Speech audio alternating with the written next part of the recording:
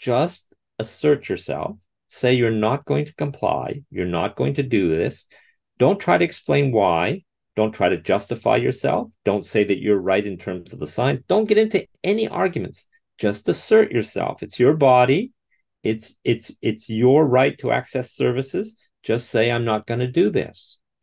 And people will aggress you. Even the people who are not part of the institution will participate in the aggression against you.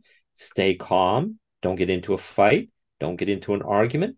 Just insist that you're not going to do it. This is Dan Dicks here reporting for Press for Truth. And have you noticed more people are wearing masks out in public right now, out in the streets, out in the grocery stores?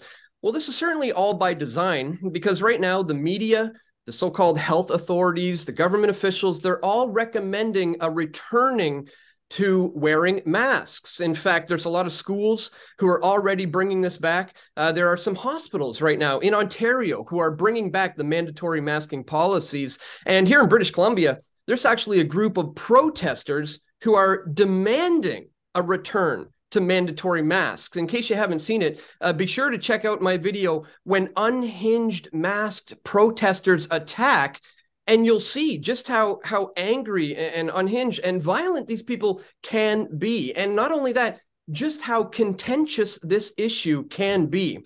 So I think we have to have a real serious discussion about how one can engage in acts of civil disobedience when it comes to mask mandates. And joining us on the line right now to help us discuss this and so much more is Denis Rancourt. He is a PhD, former professor of physics at the University of Ottawa. Denis, thanks so much for taking some time once again here to speak with us here on Press for Truth.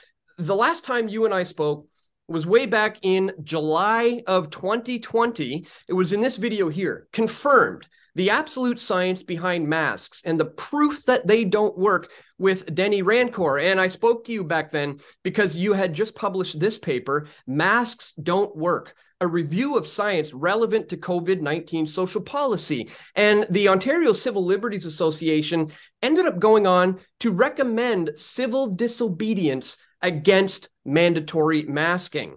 So that was 3 years ago.